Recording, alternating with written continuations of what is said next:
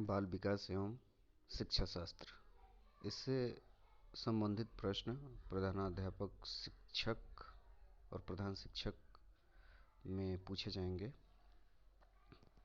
इसके जो क्वेश्चन के मुख्य बिंदु होंगे उस पर हम लोग चर्चा करेंगे।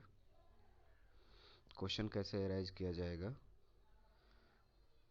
फर्स्ट क्वेश्चन है, प्रशिक्षण एवं अनुभव के द्वारा व्यवहार में होने वाले परिवर्तन को अधिगम कहते हैं। यह कथन जिनका है वो हैं, 4 विकल्प दिया है, गेट्स, काल्विन, सी स्किनर, प्रेशी। इसमें जो पहला विकल्प है गेट्स, ये सही है। दूसरा है क्वेश्चन, कोई भी बालक सीखना शुरू करता है।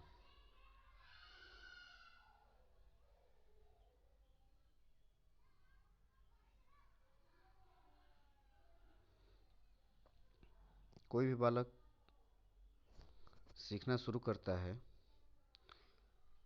जब उसे विद्यालय में प्रवेश दिलाया जाता है, जब वो बोलना शुरू करता है, जब वो घर से बाहर निकलता है। चौथा, अपने जन्म से ही। तो चौथा होगा, कोई भी बालक सीखना जन्म से और यह मृत्यु तक चलती रहती है, यानी मृत्यु तक हम कुछ ना कुछ सीखते रहते हैं। तीसरा क्वेश्चन है, क्षमता के विकास का दूसरा नाम है। इसका सही आंसर होगा कौशल विकास। मनोविज्ञान ने शिक्षा को बना दिया है बाल केंद्रित। पांचवा क्वेश्चन है, निम्नलिखित में से कौन सा रायबर्न के अनुसार शिक्षा के 3 संबंधों में सम्मिलित नहीं है। तीसरा, शिक्षक और विषय में संबंध। छठवां क्वेश्चन है, अधिगम प्रतिफल का तात्पर्य है। अधिगम प्रतिफल का तात्पर्य है, इसमें पहला विकल्प सही है, बालक के व्यवहार में होने वाले परिवर्तन। निम्नलिखित में कौन सा किशोरावस्था का लक्षण नहीं है। पहला है शारीरिक परिवर्तन, व्यवहार में स्थिरता। तीसरा, अस्थिरता की समस्या। चौथा, संवेदनात्मक समस्याएं। इसमें ये दूसरा हो जाएगा, व्यवहार में स्थिरता। आठवां क्वेश्चन है, शिक्षा मनोविज्ञान शिक्षक को मदद करता है।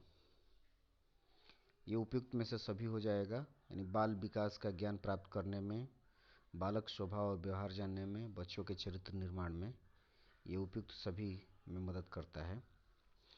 निम्नलिखित में से कौन सा शिक्षा मनोविज्ञान के अध्ययन की वस्तुनिष्ठ विधि नहीं है।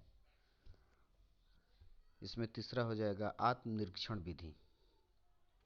10वां क्वेश्चन है, निम्नलिखित में से किसमें मूल वृत्ति संवर्ध संवेग से मेल नहीं खाती। दूसरा हो जाएगा संवेदना आश्चर्य। 11वां क्वेश्चन है, संवेद जो सामान्यतः सुख देता है। संवेद जो सामान्यतः सुख देता है, इसका चौथा विकल्प सही हो जाएगा आत्माभिमान। 12वां क्वेश्चन है, निम्नलिखित में से कौन सा अमूर्त अस्थायी भाव है। पहला, आदर।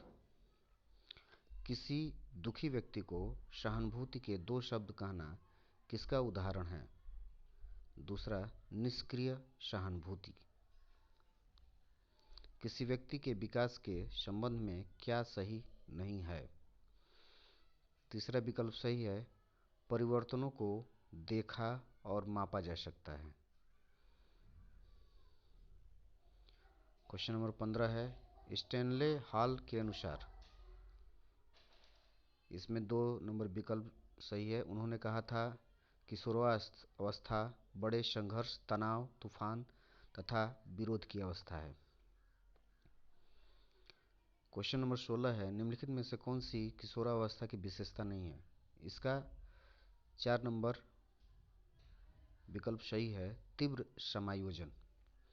थकावट और बीमारी जैसे कारक मुख्य रूप से प्रभावित करते हैं?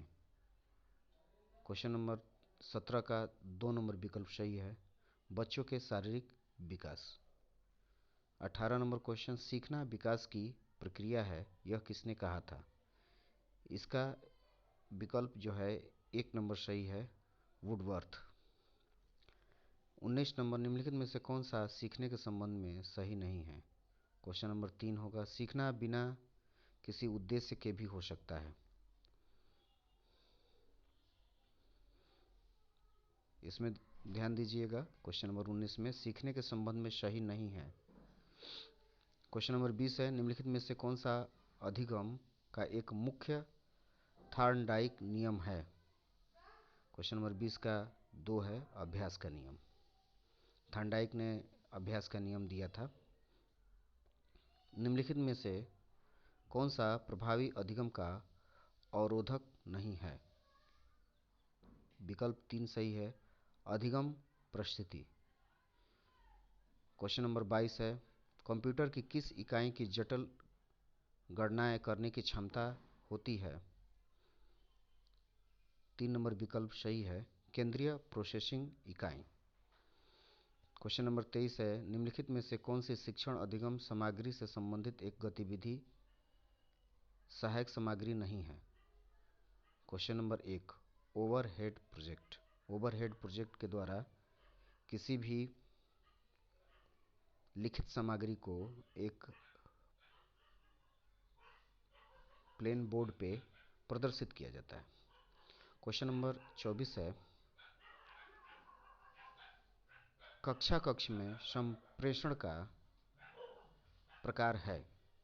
इसका 3 नंबर सही है, यानी 1 और 2 विकल्प सही है, शाब्दिक अंतःक्रिया और अशाब्दिक अंतःक्रिया। क्वेश्चन नंबर 25 है, अनुदेशक का प्रणाली उपागम्य है। इसका 4 नंबर सही है, समस्या केंद्रित। 26 है, समूह विधियों द्वारा सीखने का उदाहरण है। चारों विकल्प सही हैं, वाद विवाद विधि, कार्यशाला विधि, विचार गोष्ठी विधि, ये सभी सही हैं। विकल्प 4, समायोजन के संदर्भ में निम्नलिखित में से क्या क्या सही नहीं है? इसका 3 नंबर सही है, यह निरंतर चलने वाली प्रक्रिया नहीं है। समायोजन निरंतर चलने वाली प्रक्रिया नहीं है।